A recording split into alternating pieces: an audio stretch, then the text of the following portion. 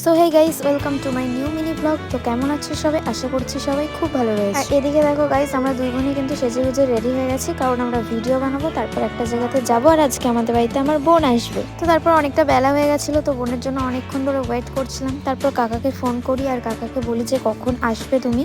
তো কাকা জানায় যে দোকানে একটু কাজ করছি, তো কাজটা শেষ হলেই তারপরে চলে। তো তখন কি করব ভাবছিলাম, আর ভাবতে ভাবতে মনে পড়লো যে যাই দুই বোন মিলে একটু রিলস বানিয়ে নিই। আর এদিকে দেখো মা বলেছিল যে দুই বোনকে মিলেমিশে থাকতে, তাই আমরা জুতোটাই মিলেমিশে পরে নিয়েছি। আর এদিকে আমাদের খেয়ালই ছিল। আর তারপর দেখো আমরা ওয়েট করছিলাম বুনুর জন্য, আর ওয়েট করতে করতে তখনই দেখি আমার বুনু চলে এসছে। এই যে চলে এসছে। আর গাইস, বোন কিন্তু আমাদের বাড়িতে অনেকদিন পর আসলে, ওকে আমরা অনেকদিন ধরে আনবো আনবো করছিলাম, বাট ওর একটু শরীরটা খারাপ ছিল, তো সের জন্য আসতে পারেনি।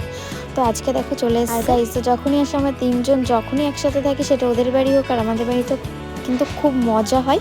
আমার আরও একটা বোন রয়েছে, ও বাড়িতে, ও কিন্তু আসেনি, ও খুবই ছোট এখনো।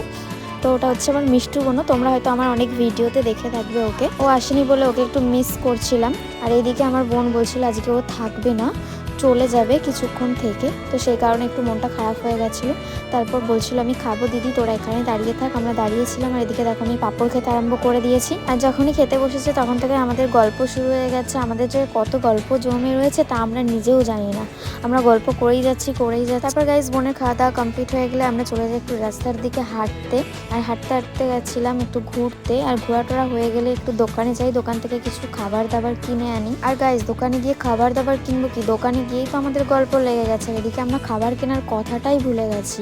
তারপরে অনেকক্ষণ দাঁড়িয়ে দাঁড়িয়ে আমরা ভাবনা চিন্তা করছিলাম যে আমরা কি নেব কি নেব না। আর এইদিকে আমার বোনকে দিয়েছিলাম ভিডিও করতে। আর গাইস, আমরা কিন্তু 4 জন মিলে ঘুরতে গেছিলাম।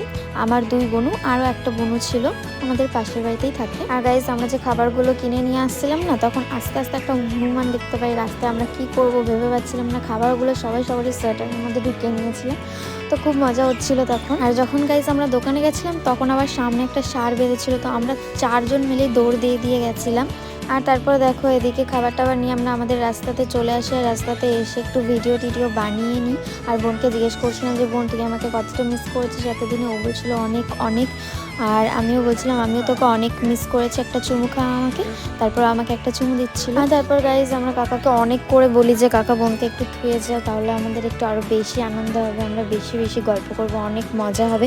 কাকা বলে যে না, ওর পড়া রয়েছে, পড়া থাকলে তো আর কিছু বলার নেই বলো। আর তারপর দেখো আমরা ঘরে চলে আসি, আর যে খাবারগুলো নিয়ে এসেছিলাম আমরা মজা করে করে খাচ্ছিলাম, তো খুবই মজা হচ্ছিল।